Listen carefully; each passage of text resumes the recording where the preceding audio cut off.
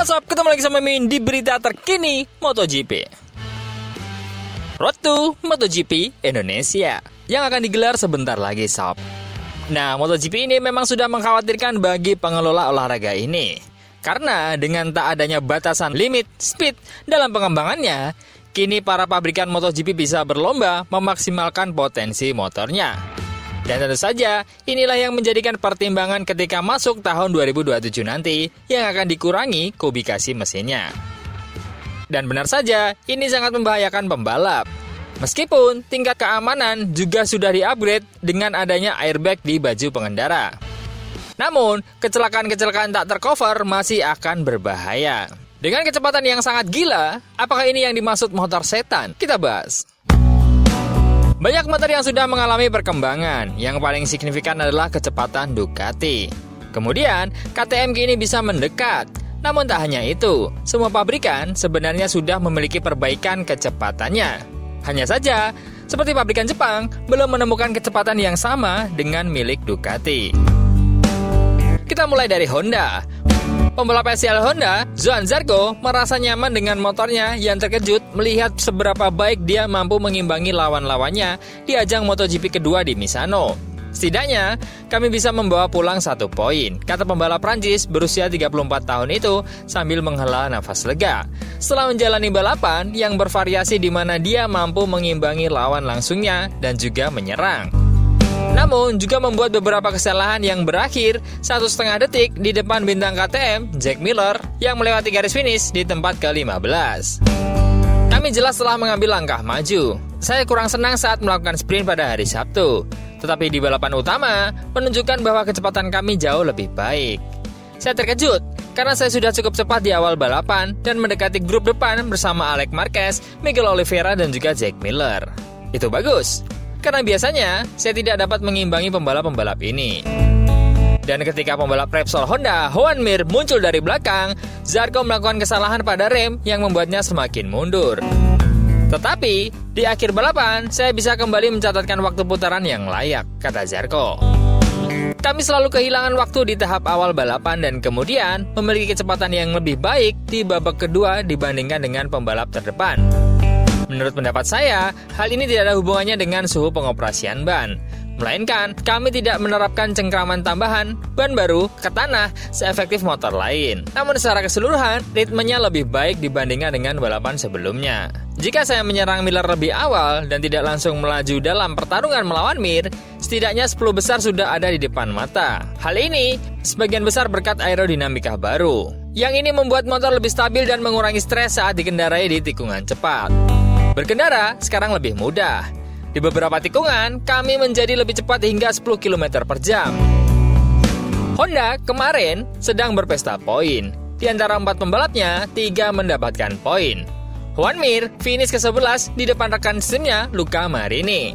Dengan hasil ini, pembalap asal Mallorca itu menandatangani balapan yang bagus untuknya. Dengan perbaikan pada motornya. Meski dia tidak ingin terlalu bersemangat dan kecewa pada awalnya. Sejujurnya bagus, balapan yang bagus menurut saya. Ini adalah pertama kalinya sepanjang akhir pekan saya bisa melakukan push up. Saya bisa mengemudikan lebih dari sekedar mendorong. Saya bisa mengemudi, menikmati, dan kami menjalani balapan yang hebat. Saya memulai dengan lebih baik, tetapi kemudian Raul Fernandez selalu sangat optimis di awal dan ingin memenangkan balapan di lap pertama. Dan dia membuat saya keluar lintasan. Aku yang terakhir, di belakang Nakagami. Kemudian saya mulai menyalip dan mencapai angka 11. Sungguh luar biasa. Di Honda, segalanya membaik. Dan Joan Mir sendiri telah memperhatikan perubahan pada motornya akhir pekan ini. Saya senang, saya telah melihat beberapa perbaikan pada motornya akhir pekan ini. Kami harus ingat bahwa ini adalah akhir pekan pertama kami bisa berada di sini. 2 hari pertama terasa sangat sulit, karena saya mengalami banyak masalah getaran pada motornya. Mereka telah sedikit memecah masalah ini. Namun kami bekerja sama dengan tim untuk mencoba menjadi lebih baik dan berkembang. Dan kami menjadi lebih baik. Ini adalah akhir pekan yang harus kami banggakan. Dan sekarang kami memiliki balapan lain. Dan dengan balapan seperti ini memberikan sedikit momentum. Karena jarak kami tak terlalu jauh. Apalagi di balapan paruh kedua, saya sudah bisa menyalip dengan cepat. Mereka harus senang mendengarnya, karena di balapan terakhir dia tertinggal 1 menit, dan sepertinya itu sangat sulit. Dan di balapan ini, saya finish 30 detik di belakang pembalap pertama. Itu banyak, tapi di lap pertama, saya sudah kehilangan 6 detik. Jadi artinya, hampir 1 detik per putaran. Sebenarnya, itu tak buruk. Nah, tapi tak hanya itu. Kabar baik lain datang dari KTM. Karena KTM sekarang bisa mengungguli Aprilia. Yang dulu, Aprilia lewat manajernya Massimo Rivola mengatakan bahwa Aprilia lebih baik dari KTM karena memang Aprilia lebih baik. Tapi nampaknya itu tak bertahan lama semenjak Aprilia terus-terusan kesusahan akhir-akhir ini. Malah, KTM secara mesin menantang Ducati dengan Akosta yang selalu menempel di barisan depan. Andai saja tak crash, maka hasilnya akan baik. Mungkin secara hasil karena crash tidak mendapatkan poin. Namun dari posisi bisa menyerang Ducati, menandakan bahwa kekuatan mesin KTM juga sudah sangat kuat. Dan KTM akan lebih diperkuat dengan pernyataan yang mengejutkan baru-baru ini. Revolusi KTM belum berakhir. Setelah memutuskan hubungan dengan Direktur Teknis Fabio Sterlacini dan Kepala Kru Christian Populin, kini posisi Francesco Guidotti juga berada di ujung tanduk. Manajer asal Tuscan itu setelah dikaitkan dengan tim Pramac selama 10 tahun telah pindah ke KTM pada tahun 2022 dan memiliki kontrak yang akan berakhir pada akhir tahun depan. Tetapi bisa saja berakhir lebih awal. Bocoran itu datang dari jurnalis Spanyol Manuel Pecino dan sepertinya ini sudah menuju ke final. Pabrikan Austria itu ingin mengubah banyak hal untuk masa depannya dan Guidotti mungkin terpaksa meninggalkan jabatannya sebagai manajer tim. Penggantinya sudah siap, dan dilaporkan adalah Dani Pedrosa, mantan pembalap Spanyol itu yang menjadi pembalap penguji KTM saat ini. Dan dia digadang-gadang akan siap untuk mengisi peran Francesco saat ini. Saat ini belum ada yang resmi, tetapi perubahan di pucuk pimpinan tim bisa saja segera terjadi dan pengumumannya akan dilakukan dalam beberapa minggu mendatang, baik saat GP Indonesia maupun Jepang. Asal-muasal perpisahan antara KTM dan Guidotti tampaknya bukan berawal dari perselisihan, melainkan perbedaan pandangan tentang rencana masa depan. Di Austria, mereka tidak puas dengan hasil beberapa musim terakhir, di mana mereka tidak pernah mampu memperjuangkan kejuaraan, dan mereka ingin mengubah arah untuk masa depan. Mereka memulai dengan perubahan dalam kepemimpinan teknis, dan melanjutkannya dengan perubahan tim pabrik. Di balapan kemarin, Brad Binder menyelesaikan MotoGP Emilia-Romagna, tetapi dia tidak mampu berjuang untuk hasil yang baik. Kecelakaan di lap kedua saat berada di posisi 5 besar membuatnya tertinggal jauh. Meski terhindar dari tak finish, pembalap Red Bull KTM itu menempati dirinya di barisan paling belakang dan finish terakhir di posisi ke-19. Lebih dari 1 menit di belakang pemenang yang tanpa mencetak poin apapun. Dengan demikian, tujuan dan harapan tidak terpenuhi. Dan diketahui, Brad Binder kemarin sudah menggunakan upgrade terbaru dari motornya yang membuatnya bisa lebih kencang daripada balapan-balapan sebelumnya. Sedangkan dari Acosta, balapan Pedro Acosta hanya berlangsung 8 lap.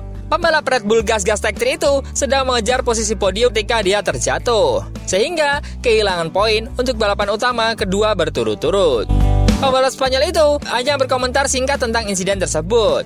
Saya mengalami masalah di grid dan ban depan agak dingin. Jadi tidak banyak yang bisa dikatakan tentang kecelakaan itu. Meski demikian, Acosta mengatakan merasa senang saat mengendarai motor. Saya merasa hebat. Pada akhirnya, motor bekerja dengan sangat baik sejak awal. Memang benar bahwa kami mengalami lebih banyak masalah dengan ban dibandingkan dengan hari Sabtu. Tapi terlepas itu semua, saya mampu mempertahankan kecepatan dengan semua orang. Dan itu tak terlalu beresiko. Jadi sulit untuk mengatakan sesuatu yang lebih tentang motor ini. Dan dengan KTM yang semakin cepat dan terlebih Ducati, jika dilihat dari hasilnya, kalau kita melihat tahun kemarin dengan fastest lap yang dicapai oleh Pecco Bagnaia, yang dihasilkan adalah 1 menit 31 detik 791. Dan di tahun ini meningkat menjadi 1:31.564 oleh Marc Marquez. Dan hanya selang seminggu, Pecco bisa membuat rekor baru yaitu 1:30.877. Ini sungguh sangat luar biasa. Itu adalah kecepatan yang meningkat pesat hanya dalam 1 minggu. Biasanya perlu waktu 1 tahun untuk bisa mengupgrade kecepatan, tapi ini hanya dalam 1 minggu.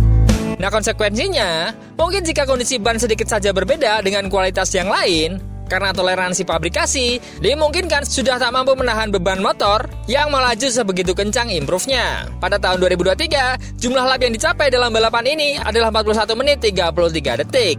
Tahun ini, pertama seri karena gerimis masih mendapatkan 41,52 detik, itu pun dalam kondisi gerimis.